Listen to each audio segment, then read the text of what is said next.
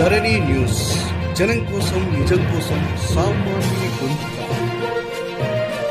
Welcome to Dharani TV. ఈ రోజు news updates ఏంటో చూద్దాం.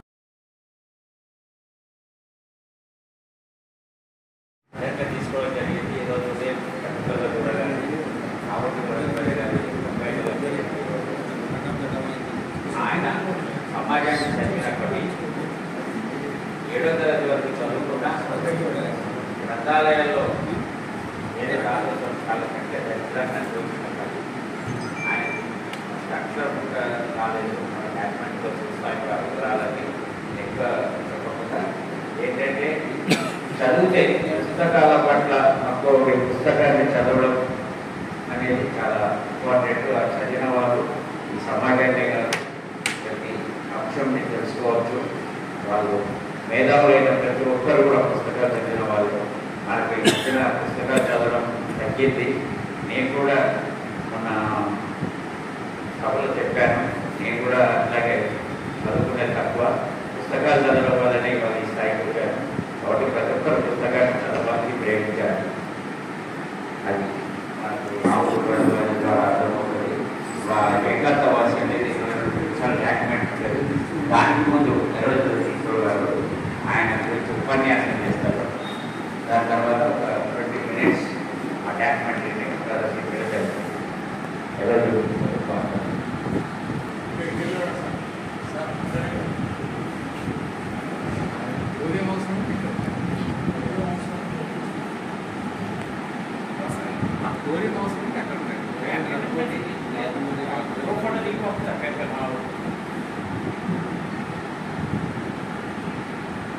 ఈరోజు సమావేశానికి సిటీ కమిటీ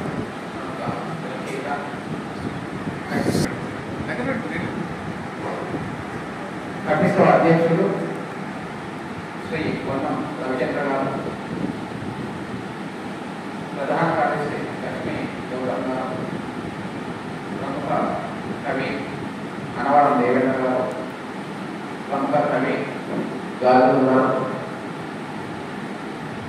తెరవై కార్యదర్శి శంకరయ్య గారు, సదాశ్రీ, అలాగే తోట నిర్మల గారు, వచ్చినటువంటి ప్రముఖ విమర్శకులు గజేందర్ రెడ్డి గారు, మరియు వచ్చినటువంటి పెద్దలందరికీ ఈ వేదిక తరఫున నమస్కారం. ఈరోజు రావుపూరి భరద్వాజ జయంతి సందర్భంగా మన కర్ణాటకలో సమావేశం ఏర్పాటు చేయడం ఇది మొదటిసారి అనిపిస్తుంది. ఈ విలువలో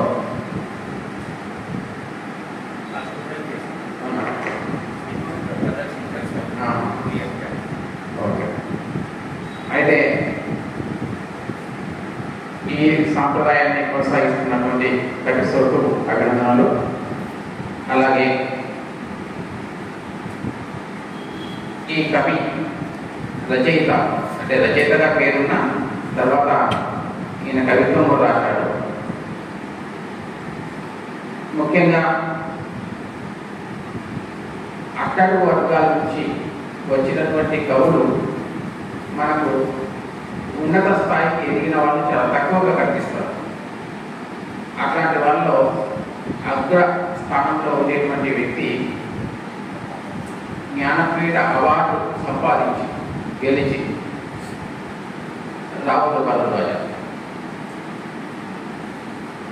రావుల భరద్వాజ జూలై 5, 1927 అవిభక్త హైదరాబాద్ మొలకూరు అనేటువంటి ప్రదేశంలో జన్మించారు. ఆయన యొక్క జీవనం అనేటువంటిది చాలా మలుపులతో కూడుకున్నటువంటిది.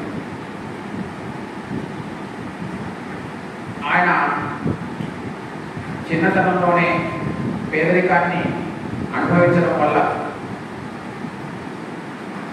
అతనికి సహాయం చేసిన వాళ్ళు లేరు. అంతేకాకుండా ఆయన జీవనోపాధి కోసం రకరకాలైనటువంటి పనులు చేశారు. హోటల్లో సర్వర్గా పనిచేశారు. గాలి దిత్తులు అంటే కమ్మరి తొలుగులో ఊదేటువంటి వాటిని ఊదాడు. రంపం పట్టాడు. అలాగే అయినప్పటికీ కూడా చదువు మీద ఆసక్తి తగ్గగా కొల్లూరు వెంకటేశ్వరరావు అనేటువంటి ఆయన అప్పటి కాలంలో ఒక గ్రంథాలయంలో ₹3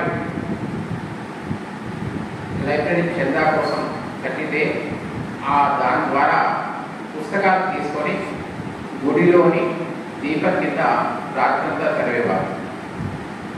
అలా చదివి జ్ఞానాన్ని సంపాదించారు. ఆయన రచనలలో మొదట జల ప్రభావం కనిపిస్తుంది. ఆయన మొదటి రచన ఆత్రేయ తీసినటువంటి ఒక పుస్తకంలో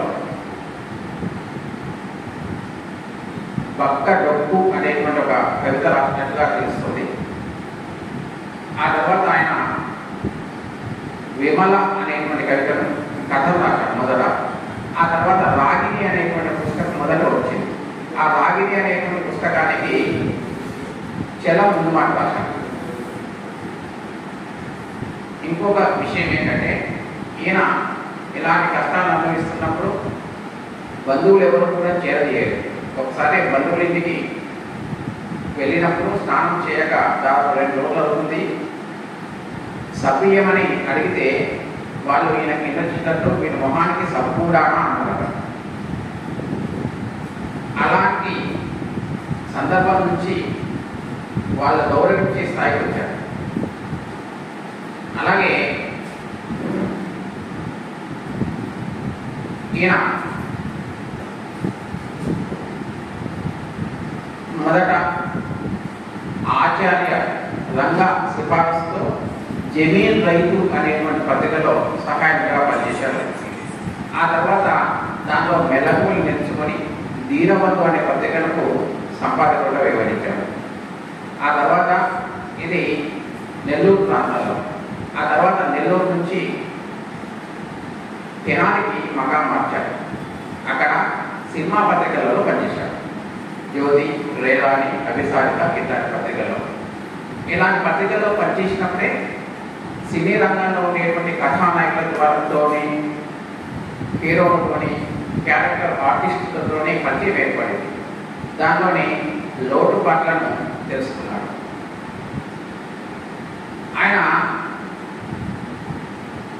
అనాథ స్త్రీ అయినటువంటి రోహిణిని పెళ్లి చేసుకోవాలనుకుంటారు. కానీ అప్పటి పరిస్థితుల ప్రకారంగా అది కుదరలేదు. అందువల్లనే కొన్ని కథల్లో ఆమెను కథానాయికగా పరిచయం చేస్తారు ఆ పాత్రని. ఆ తర్వాత మనకు ఈయన రాసినటువంటి ఈ సినిమా రంగం మీద రాసినటువంటి నవల మనకు బాగా గుర్తుకొచ్చేటువంటిది. అదే మొదట దాని పేరు మాయా జలతావు. ఈ మాయా జలతావు అనేటువంటిది దీనికంటే ముందు అది పాలపూట అనేటువంటి కథగా వచ్చింది, పెద్ద కథ. ఆ కథను చదివినటువంటి ముదిగొండ సుబ్రహ్మణ్య శర్మ గారు, మల్లపల్లి సోమశేఖర శర్మ గారు ఇది కథకు సరిపోయేటువంటి వస్తువు కాదు, దీన్ని కొంచెం పెంచి నవలగా మార్చమని సలహా ఇచ్చారు. ఆ సలహా ద్వారా అది నవలగా మారింది. ఆ నవల కృష్ణా పత్రిక, ముత్తూరి కృష్ణారావు గారి పత్రిక అయినటువంటి కృష్ణా పత్రిక నుంచి సీరియల్గా దాదాపు 3 సంవత్సరాలు వచ్చింది. ఈ సందర్భంలో ఆ పత్రికలో ఈ సీరియల్ రాకుండా ఉండడం కోసం చాలామంది నిర్మాతలు ప్రయత్నించినట్టు, బెదిరించినట్టు కూడా మనకు కొన్ని సందర్భాల్లో వార్తలు, న్యూస్ మనకు కనిపిస్తుంది. ఇంకోటి ఈయన ఆశయము ఆచరణ. అంటే చాలామంది సాహిత్యకారులని మనం చూస్తే చెప్పేదానికి చేసేదానికి కొత్త ఉండదు. కానీ ఈయన అనుభవించింది, చెప్పేది, చేసేది. అంటే దీనికి గొప్ప వాళ్ళు యొక్క మనస్తత్వం ఎట్లా ఉంటుంది అనడానికి ఇది ఒక ఉదాహరణ. వచస్యేకం మనస్యేకం కర్మణ్యేకం మహాత్మన వచస్యన్యత్ కర్మణ్యన్యత్ మనస్యన్యత్ దురాత్మన. అంటే మహాత్ముల యొక్క మనస్సు, మాట, పని మూడు ఒకే రకంగా ఉంటాయి. అలాంటి మహానుభావుడు రావుడి భరద్వాజ. అందువల్లనే ఆయన విశ్వాసానికి, సహాయానికి కృతజ్ఞత తనకు పుట్టినటువంటి పిల్లల పేర్లలో చూపించాడు. అతనికి సహాయం చేసినటువంటి కోటేశ్వరరావు యొక్క పేరును తన కొడుకు పెట్టుకున్నాడు. అంతేకాక పాకుడు రావు అనే నవలను కూడా అతనికి అంకితమిచ్చాడు. ఆల్ ఇండియా రేడియోలో పనిచేయడానికి సహాయం చేసినటువంటి త్రిపుల్9 గోపీచంద్ పేరు కూడా తన కొడుకు పెట్టుకున్నాడు. ఇట్లా 4 పేర్లు, రవీంద్రనాథ్ ఇంకొక అబ్బాయి పేరు, అమ్మాయి, 4 అబ్బాయిలు, ఒక అమ్మాయి. వీళ్ళందరూ కూడా ఆ అమ్మాయి పేరు కూడా తనకు ఆకలైనప్పుడు ఒక ఆమె భోజనం పెడుతుంది, ఆమె పేరు పెట్టుకున్నాడు. అంటే కృతజ్ఞతకు అతడు మరో రూపం. కాబట్టి మనం ఒక స్థాయికి వచ్చిన తర్వాత మనకు సహాయం చేసినటువంటి వాళ్ళ పేర్లు చెప్పుకోవడానికి కొంతమంది నామోషిగా ఫీల్ అవుతారు. కానీ అతడు పునాది రాళ్ళు ఉంటేనే భవనం ఉంటున్నట్టు తన యొక్క పునాదికి, జీవన పునాదికి ముఖ్యమైనటువంటి వాళ్ళని ఎప్పుడూ మర్చిపోలేదు. అలాగే ఈయన ఈ పాకుడు రాళ్ళు అనేటువంటి నవలలో ముఖ్యంగా సినీ ప్రపంచం, మాయా జలజాలు అనేటువంటి దాన్ని శీలా వీరాలు యొక్క సూచన మేరకు దాన్ని పాకుడు రాళ్ళు అనే నవలగా మార్చారు. అది ఫస్ట్ మాయా జలజాలు. పాకుడు రాళ్ళు అంటే సాధారణంగా మనం ఒక చెరువులోనో, మన వాగులోనో, నదిలోనో చూసినప్పుడు కొన్ని రాళ్ళు కనిపిస్తుంటాయి. ఆ రాళ్ళ మీద పాకుడు పేర్కొట్టుకుని ఉంటారు. ఆ పాకుడు మీద మన సరైనటువంటి విధంగా కాలు వేయనట్టయితే జారి కింద పడిపోతాం. అలాగే సినిమా రంగం కూడా అలాంటిదని ప్రతీకాత్మకంగా ఈ పాకుడు రాళ్ళు అనేటువంటి పేరును ఖరారు చేశారు. ఈ దీంట్లో ఫస్ట్ మంగమ్మ అనేటువంటిది పాత్ర చాలా ముఖ్యమైనది. ఈ మంగమ్మ మొదట రంగస్థలంగా ఉండి ఆ తర్వాత చలపతి అనేటువంటి ఆయన సహాయంతో సినిమా రంగంలోకి ప్రవేశిస్తుంది. దానిలో ప్రసాద్ అంటే ఆయన మొదట అవకాశం ఇస్తాడు. ఆ తర్వాత ఈమె కూడా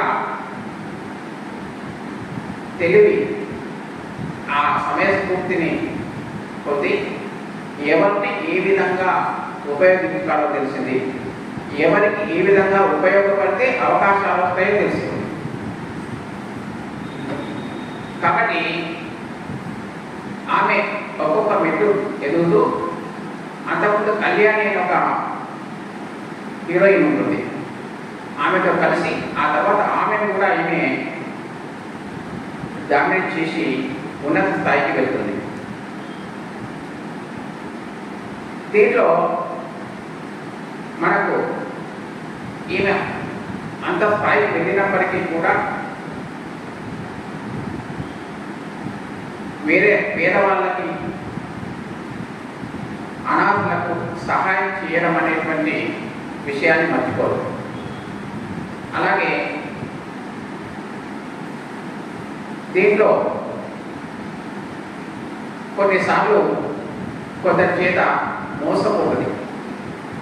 అలాగే ఈమె ఉన్నత స్థాయికి ఎదిగిన తర్వాత ఆమెను తొక్కివేయడానికి కొన్ని ప్రయత్నాలు జరుగుతాయి. ఈ పాకురాలు అనేటువంటి నవల ప్రస్తుతం కార్తిక్ టోచ్ అనేటువంటి దాని మీద ఈ సంవత్సరానికి బాగా చర్చ జరుగుతుంది. ఈ విషయాన్ని 50 సంవత్సరాల కింద రాహుల్ భరద్వాజ గారు నవల ద్వారా చూపించారు. అలాగే మనకు ఇట్లాంటి వాళ్ళు పాకురాళ్లలో జారిపడి ప్రాణాలు తీసుకున్నటువంటి వాళ్ళు కొంతమంది కనిపిస్తారు. దాంట్లో దివ్యభారతి, ధర్మచక్రం అనే సినిమాలో హీరోయిన్గా పనిచేసింది. అట్లా కొన్ని సినిమాలలో వచ్చింది.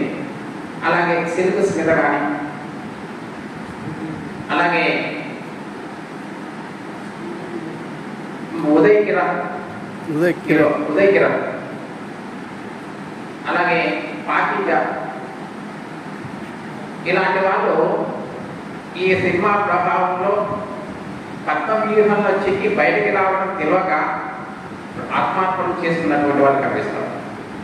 దీంట్లో మంగమ్మ మంజరిగా మారినటువంటి కథానాయిక కూడా చివరికి అదే పనిచేస్తుంది.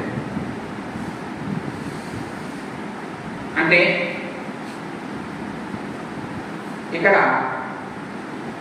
సినిమా రంగం అనేటువంటిది, సినిమా రంగం అంటే దానికి మధ్యలో పెడితే సినీ మాయా రంగం కాబట్టి ఎప్పుడు ఎలా ఉంటుందో తెలియదు. ఇవాళ ఉన్నత స్థాయికి ఎదిగినటువంటి వాళ్ళు రేపు పొద్దున 1-2 సినిమాలు ఆడకపోతే కైలాసంలో పెద్ద బాబు మిగిలితే కిందికి వచ్చినట్టు వచ్చేస్తాం. ఈ విషయాలని నాకంటే మనం రవిచంద్ర గారికి తెలుసు, వాళ్ళు దాంట్లో క్రిటిక్ కాబట్టి. అట్లా మనకు ఈ పాకురాలు అనేటువంటి నవల మనకు ఇతడు 3వ వాడు. ఇంకో విశేషం కూడా ఉంది. మనకు వాళ్ళిద్దరూ కూడా కొంత ఆర్థికంగా విద్యావంతులు, ఆర్థికంగా ఉన్నవాళ్ళు, విద్యావంతులు కూడా వాళ్ళిద్దరు. విశ్వనాథ్ సత్యనారాయణ, డాక్టర్ శ్రీ నారాయణ రెడ్డి గారు. కానీ అట్టర్ వద్ద నుంచి కేవలం 7వ తరగతి మాత్రమే చదివి జ్ఞానపీఠ అవార్డు పొందినటువంటి వ్యక్తి మన తెలుగులోనే కాకుండా భారతదేశంలో ఈయన మొదటి వాడు అనిపిస్తుంది. అలాగే ఇంకో విషయం ఏంటంటే మనకు విశ్వనాథ్ సత్యనారాయణ పద్య కవిత్వంలో వచ్చింది. శ్రీమద్ రామాయణ కవిత్వం. డాక్టర్ శ్రీ నారాయణ రెడ్డికి వచన కవిత్వానికి వచ్చింది విశ్వమర.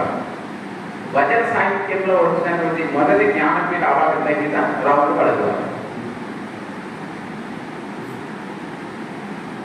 ఇంకోటి మనకు ఈ జ్ఞానపీఠ అవార్డు మీద కూడా కొంతమంది 2013 అని 12 అని చర్చ నడుస్తూ ఉంటుంది. ఈయన వచ్చినటువంటి దాంట్లో 2012వ సంవత్సరానికి ఆ అవార్డును 2013 ఏప్రిల్ నాడు ప్రకటించింది. 2012 అవార్డు, కానీ ప్రకటించిన సంవత్సరం మాత్రం 2013 ఏప్రిల్లో ప్రకటించారు. ఈయన హైదరాబాద్లో, అంటే కొంతమంది పత్రికలలో వాటిలో 2013లో వచ్చింది, 13లో వచ్చింది, 2013లో ప్రకటించారు 2012 సంవత్సరానికి. అయితే ఈ జ్ఞానపీఠ అవార్డు వచ్చే వరకు కూడా తెలుగు సాహిత్య ప్రేమికులు, తెలుగు వాళ్ళు అతన్ని అంతగా పట్టించుకోలేదు. ఆయన విజయనగర కాలేజీలో హైదరాబాద్లో ఉండేవాళ్ళు. ఆ పార్టీ వాళ్ళకు కూడా ఈయన ఇంత గొప్ప వ్యక్తి అనేది తెలియదు. జ్ఞానపీఠ అవార్డు వచ్చిన తర్వాత అక్కడ న్యూస్ చూస్తే ఆ ఇంటిలో మొత్తం ట్రాఫిక్ జామ్ అయినట్టయితే పోలీసు వాళ్ళు వచ్చి అది కంట్రోల్ చేశారు. అంతకుముందు ఎవరు కూడా పక్కకి పోయినా కూడా గుర్తించినటువంటి వాళ్ళు జ్ఞానపీఠ అవార్డు రాగానే ఎక్కడెక్కడో వాళ్ళు పత్రికల వాళ్ళు, స్నేహితులు, సాహితీవేత్తలు, సాహిత్య అభిమానులు వచ్చి ఆ కాలనీ అంతా కూడా నిండిపోయిందట. అంటే సాధారణంగా మనం వేరే ప్రాంతం వాళ్ళు లేదంటే వేరే దగ్గరికి అవార్డు ఇచ్చినప్పుడే ఆ వ్యక్తికి గౌరవం వస్తుంది అనే దానికి జ్ఞానపీఠ అవార్డు గ్రహీత రాహుల్ భరద్వాజనే ఒక ఉదాహరణ.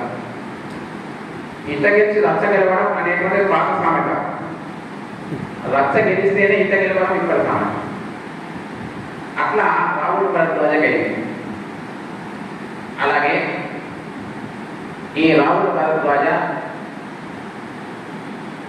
జీవన సవరం అనేటువంటి ఇంకో పుస్తకం రాశారు. అది ఎంత గొప్ప పుస్తకం అంటే ఆయన కేవలం ఊహల్లోనో పత్రికల్లోనో చదివిన విషయాలు కాకుండా ఆయా వృత్తిదారుల దగ్గరికి వెళ్ళి వాళ్ళ యొక్క కష్ట సుఖాలు తెలుసుకొని రాసినటువంటి పుస్తకం. తాళాలు చేసేవాళ్ళు మనం పెద్ద పట్టిస్తాం. తాళాలు చేసే వాళ్ళ దగ్గరికి వెళ్ళి వాళ్ళు ఎలా తాళాలు తయారు చేస్తారు, దానివల్ల ఎంత సంపాదిస్తారు, వాళ్ళ పిల్లలు ఏంటిది, వాళ్ళ దాని యొక్క చరిత్ర ఏదో తెలుసుకొని తాళాలు చేసే వాళ్ళ నుంచి రాశారు. అలాగే గొడుగులు చేసే వాళ్ళ నుంచి రాశారు, చెప్పులు కుట్టే వాళ్ళ నుంచి. ఇట్లా అట్టడుగు స్థాయిలో ఉండేటువంటి వ్యక్తుల యొక్క ప్రత్యక్షంగా వెళ్ళి వాళ్ళ సమస్యల్ని తెలుసుకొని ఆయన రచన చేశారు. అలాగే ఇంకొకటి ఆయన బాగా పేరు తెచ్చినటువంటి పుస్తకం కాదంబరి. కాదంబరి అనేటువంటి దాంట్లో చాలా ప్రసిద్ధమైనటువంటి పుస్తకం. దానిలో కథానాయక పాత్ర ఈ రాహుల్ భరద్వాజ. అలాగే కాకునాలు పుస్తకంలో కూడా ఒక జర్నలిస్ట్ పాత్ర ఉంటుంది. ఆ పాత్రలో కూడా ఈ మన రాహుల్ భరద్వాజనే మనకు కనిపిస్తాడు. అలాగే కేవలం కథలు నవలలే కాకుండా సైన్స్ సంబంధించినటువంటి పిల్లలకు అర్థమయ్యే భాషలో రాశాడు. అంతేకాకుండా బాలలకు సంబంధించినటువంటి మినీ నవలలు కథలు రాశాడు. దానిలో ఉడతమ్మ ఉపదేశం అనేది ఒక ప్రత్యేకమైనటువంటి కథా సంబంధం. దీనిలో చీమ తల్లి విశ్వాసం అనేటువంటి ఒక కథ ఉంటుంది. దీంట్లో రెండే పాత్రలు మనకు కనిపిస్తాయి. దాంట్లో ఒక కాపాయి గొర్రెలు కాసేటువంటి ఒక వ్యక్తి, మూడే పాత్రలు. దాంట్లో చీమ ఎండాకాలం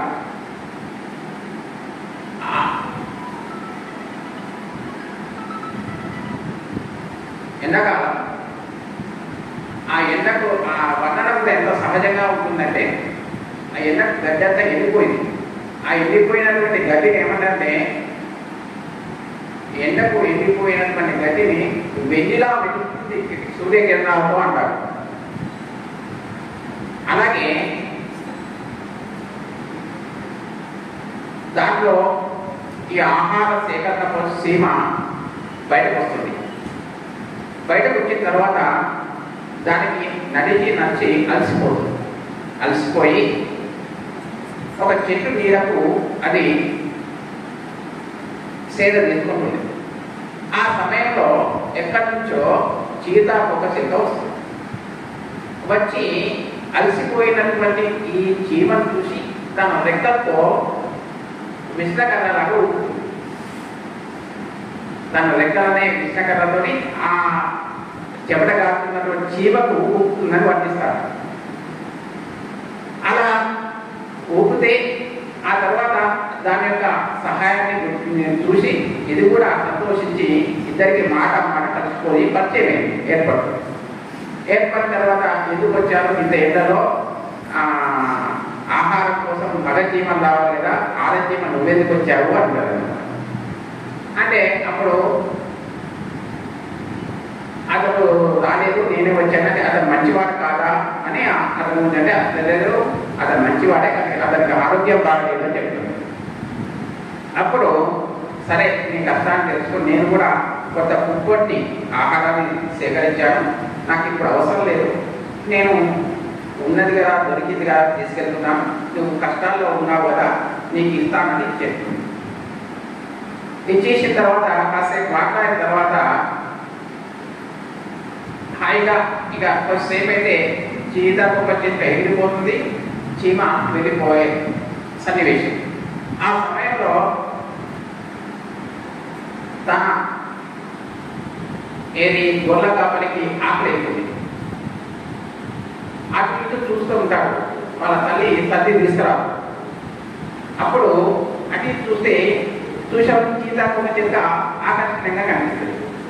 దాన్ని రెక్కలు పడుతుంటాడు.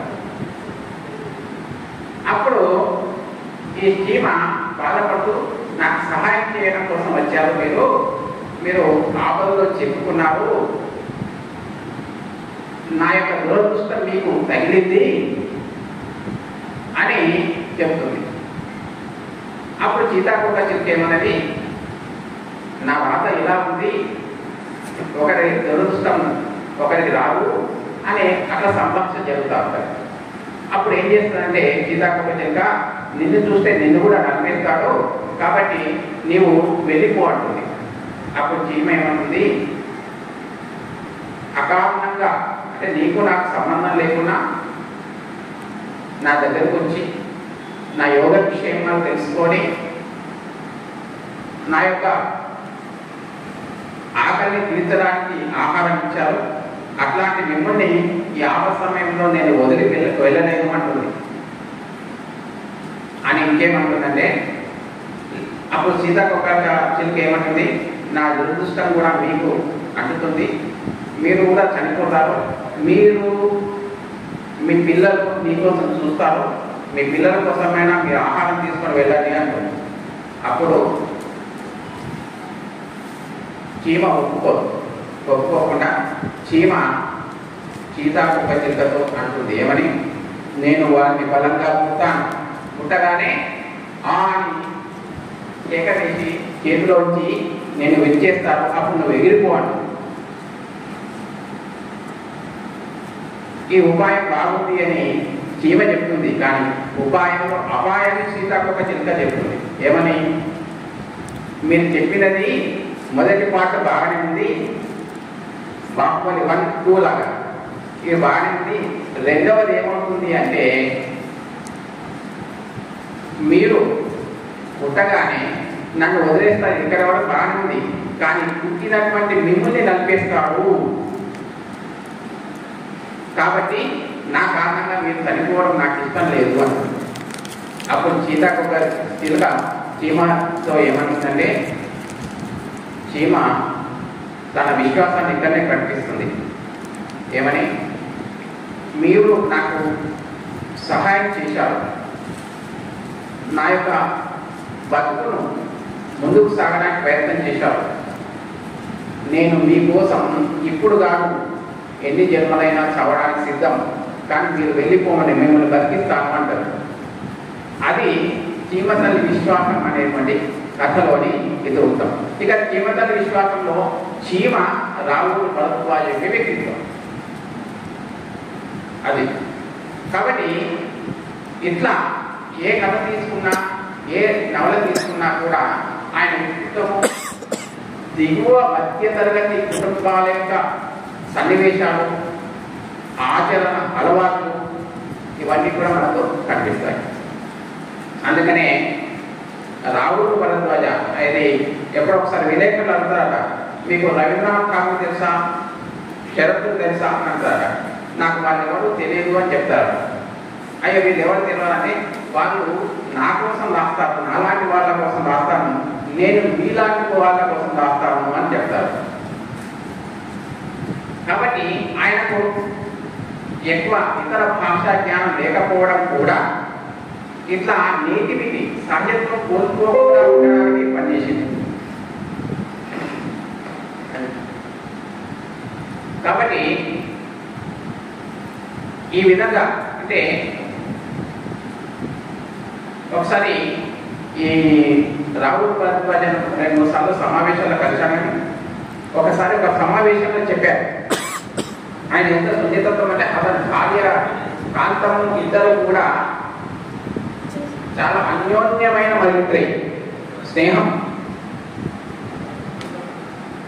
ఒక ఒకసారి తాను వాకింగ్ వెళ్తున్నప్పుడు ఒక చిన్నపిల్ల కట్టెల పోపు తల మీద పెట్టుకొని వెళ్తుందట.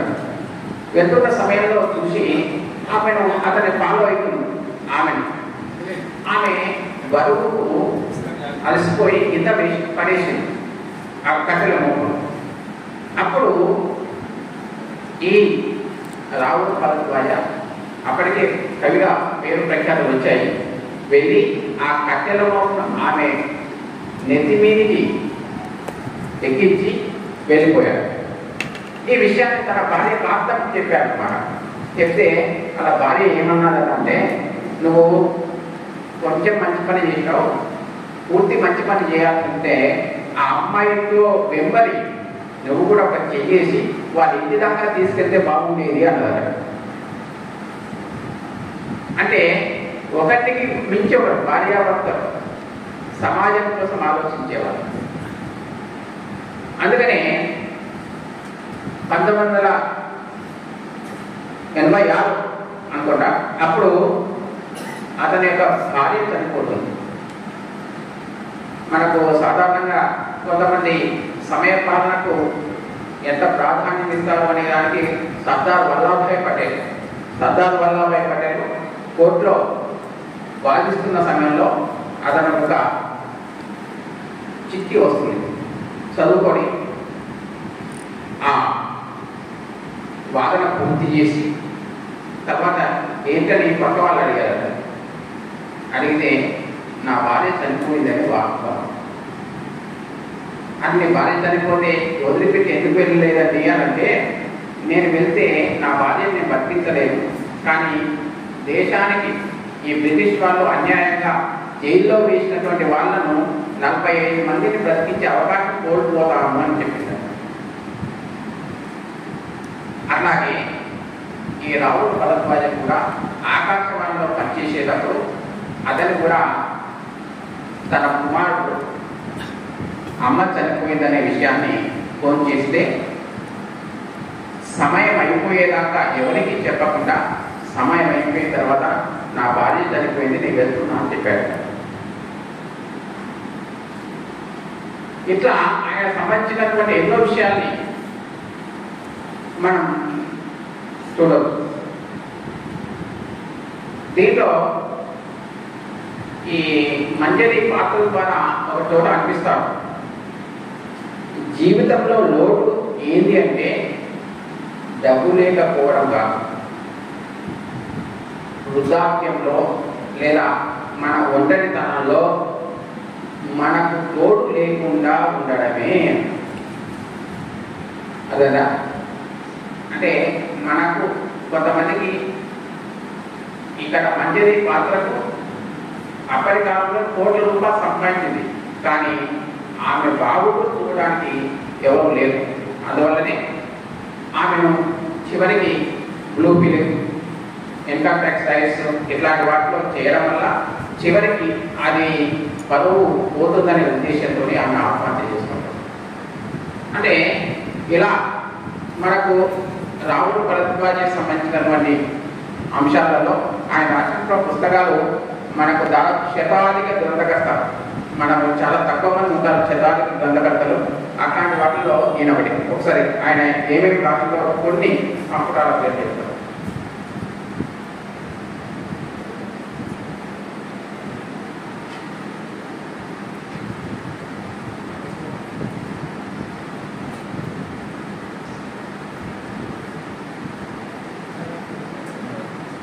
పదిహేడు నవలలు రాశాడు, 37 కథా సంపుటాలు రాశాడు, 47 కథలు బాలల కోసం, చిన్న నవలలు, 11 సాహిత్య గ్రంథాలు, 33 సైన్స్ కథలు, 3 వ్యాస సంకలనాలు, 8 నాటకాలు.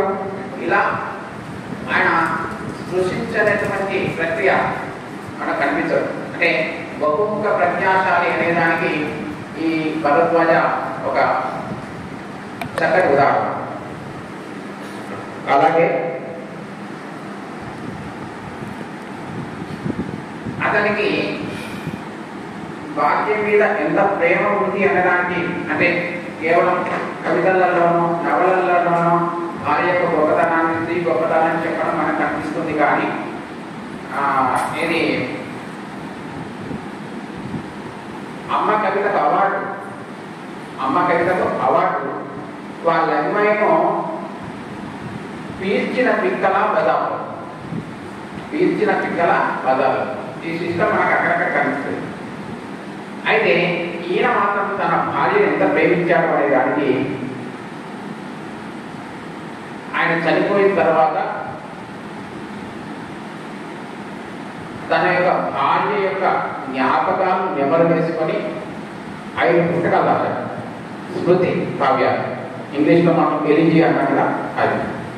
దాంట్లో ఐతరేయం అనేటువంటి ఒకటి, నాలోని నువ్వు అనేటువంటిది,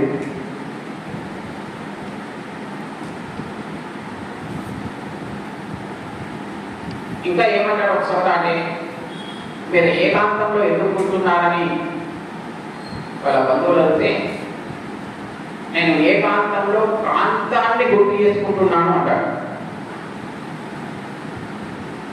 అట్లా ఆయన రాసినటువంటి చాలా వాటిలలో ఇంకో విషయం ఏంటంటే ఈయన చలం ప్రభావం ఉందని చెప్పుకున్నాం కదా. చలం రాసినటువంటి కథను కూడా ఇతర పత్రికకు సంపాదిక ఉన్నప్పుడు ఆ కథలో వైవిధ్యం లేదని తిప్పి పంపారు.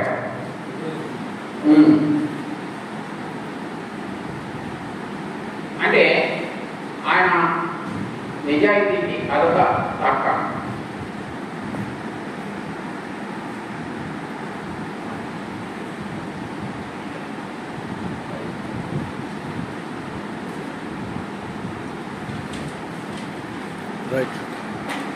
దీంట్లో మనకు ఒక 2-3 వాక్యాలు ఆమె గురించి స్మృతి కవితలో చెప్పినటువంటి వర్షాన్ని చూస్తూ ఆ వాన చినుకై నీ పెదల మీద రాలితే బాగుండు అని అంటారు. అలాగే ఆయన కొన్ని సామాజిక కార్యక్రమాలు కూడా తన ట్రస్ట్ ద్వారా చేసి చాలామంది పేద విద్యార్థులకు, అనాథలకు కూడా చాలా సహాయం చేశాడు. ఇలాంటి ఈయన గురించి ఇంకో విషయం ఏంటంటే ఇలాంటి రాహుల్ భరద్వాజ పేరు మీద ప్రతి ఏటా ఒక అవార్డు ఇస్తే బాగుంటుంది అనేది నా అభిప్రాయం. అంతేకాకుండా 2 రాష్ట్రాల్లో ఏదైనా ఒక యూనివర్సిటీకి ఇతని పేరు పెట్టాలి.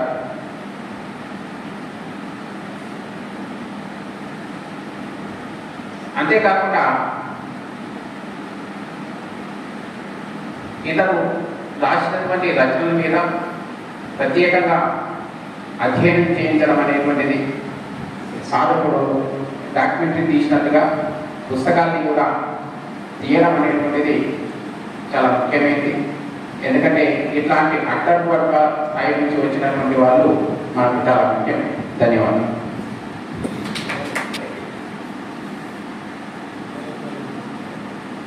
వెంకటేశ్వర గారికి ధన్యవాదాలు. ఆయన గురించి చాలా విషయాలు చెప్పారు. ఇప్పుడు రచయితల వేదిక రామలక్ష్మి శంకరయ్య గారు చాలా మాట్లాడారు.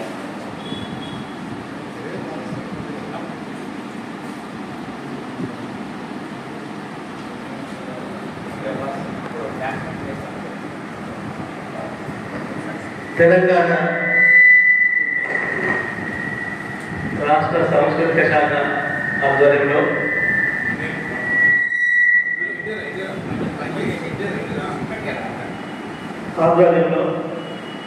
కరీంనగర్ ఫిల్మ్ సొసైటీ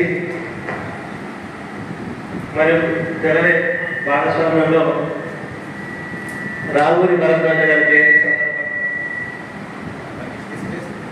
జయంతి సందర్భంగా ఏర్పాటు చేసినటువంటి కార్యక్రమానికి అధ్యక్షత వహించిన పెద్దలు పొన్నం రవిచంద్ర గారు, రావుని భరద్వాజ సాహిత్యము జీవితంపై లోతైన డిస్కషన్ అందించినటువంటి ఎర్రోజు వెంకటేశ్వర్ గారు, అట్లాగే ఈ ఫిలిం సొసైటీ ప్రధాన కార్యదర్శి లక్ష్మీ గౌతమ్ గారు, ముందున్నటువంటి పెద్దలందరికీ కూడా నమస్కారం. రావుని భరద్వాజ చాలా మందికి, ముఖ్యంగా సాహితీ లోకంలో సాహితీకారులు అనేటువంటి వాళ్ళకే కొంత తెలియనటువంటి విషయం. ఈయన గురించి ఇంకా లోతైన అధ్యయనం చేసి ఈయన యొక్క రచనలను బయట ప్రపంచానికి అందించాల్సినటువంటి అవసరం ఎంతైనా ఉందనేది మనకు వెంకటేశ్వర్ గారు కూడా చెప్తారు. ఈయన నవలల్లో ఈయన రాసినటువంటి రచనలో ముఖ్యమైనది పాకుడాలు.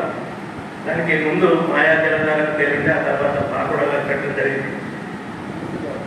చాలా మంది ఆ నవల చదివిన తర్వాత ఈ జీవిత చరిత్ర ఎవరికి సంబంధించింది సినీ ఫీల్డ్లో అనేది ఒక చర్చ జరిగింది.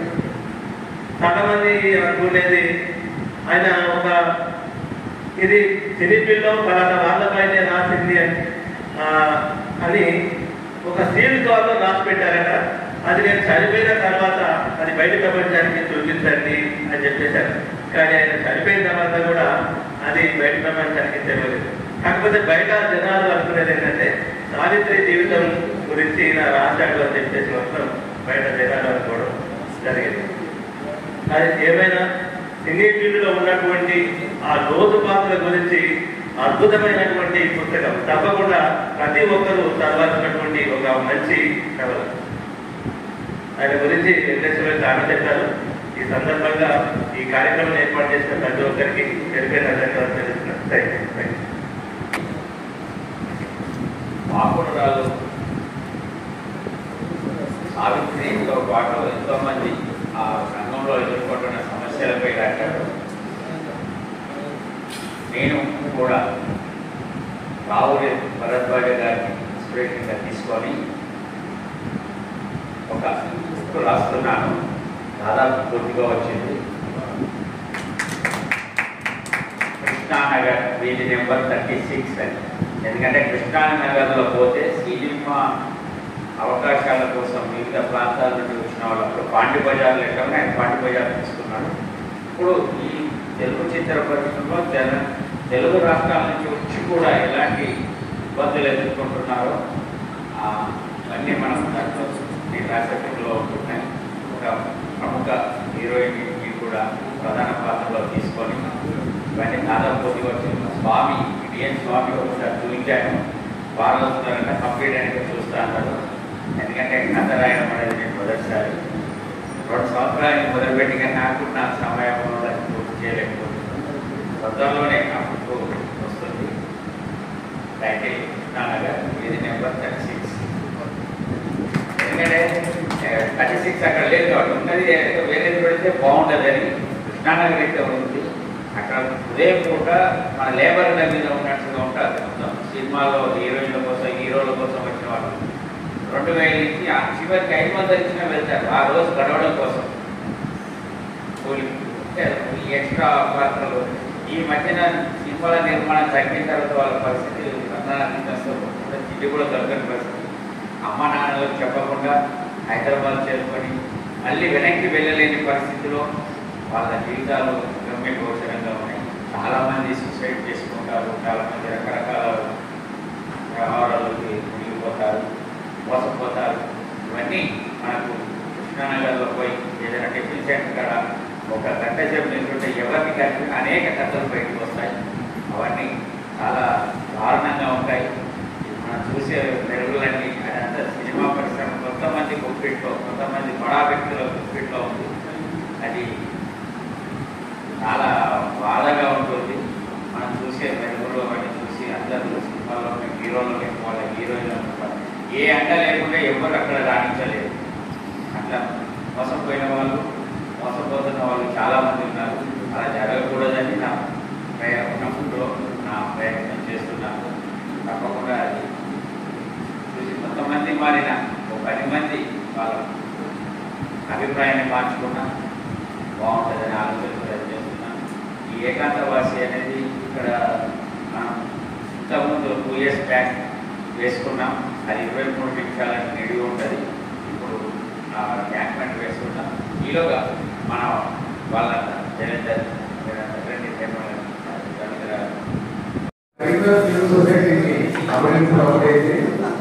ఈరోజు ఆయన సాహిత్యమైన జీవితం మీద తెలంగాణ రచయితలు కార్యక్రమం వినాలనుకున్నప్పుడు ముఖ్యంగా సదాశ్రీ విశ్లేషణ వల్ల 23 భాగస్వామ్యమై ఆయన సాహిత్యము జీవితం గురించి చర్చించుకుంటే బాగుంటుందని అనిపించి 2 సంవత్సరాల ఆధ్వర్యంలో ఇది ఏర్పాటు చేయడం జరిగింది. అట్టడుగు వర్గాలను చూసినటువంటి సాహిత్యవేత్తలు నిజానికి వాళ్ళ సాహిత్యంలో ఎవరికి వాళ్ళు ప్రమోట్ చేసుకుంటూ ఎవరికి వాళ్ళు ప్రచారం చేసుకుంటూ ఉంటున్న క్రమం లోపల ఆయన సాహిత్యంలో ఉన్నటువంటి విలువలే ఆయన సాహిత్యంలో ఉన్నటువంటి ఆ శక్తి ఏదైతుందో అదే అతనికి ప్రమోటర్గా మారింది. అయితే సాహిత్య లోపల కూడా నిరోధాన్ని వాళ్ళు మంచి సూచన చేశారు కొన్ని. మరి ఆయన సాహిత్యంలో అవార్డు వచ్చేంత వరకు మరుగున పడట్టే ఉన్నారు. అవార్డు వచ్చిన తర్వాత విశ్వనాథ్ సత్యనారాయణ గారు కానీ సినారే గారికి వచ్చినటువంటి ప్రచారం కానీ లేదా ప్రాచుర్యం కానీ ఆ పటాట రూపం కానీ రాహుల్ భరద్వాజకి అవార్డు వచ్చిన దగ్గరలే చెప్పాలి. ఆయన సాహసమైనటువంటి ఆయన సాహిత్యానికి గుర్తింపుగా అవార్డు వచ్చింది. ఏ పైరవి లేకుండా ఎవరి వెనకాల ఎట్లాంటిది లేకుండా తన సృజనలో ఉన్నటువంటి శక్తి ద్వారా మాత్రమే అతనికి అవార్డు ఆయన వద్దకే నడచవచ్చున్నాడు. కానీ ఇప్పుడైనా కూడా తెలుగు గారు చెప్పినట్టుగా తెలంగాణ రాష్ట్రంలో ఆయన ఏపీలో కానీ 2 తెలుగు రాష్ట్రాల్లో కూడా ఆయన పేరు మీద ఒక యూనివర్సిటీ పేరు పెట్టడము, తర్వాత ఒక పీఠానికి సాహిత్య పీఠానికి ఆయన పేరు పెట్టడము. ఇప్పటి వరకు న్యూస్ అప్డేట్స్. మరిన్ని న్యూస్ అప్డేట్స్ కోసం చూస్తూనే ఉండండి మీ ధరణి టీవీ.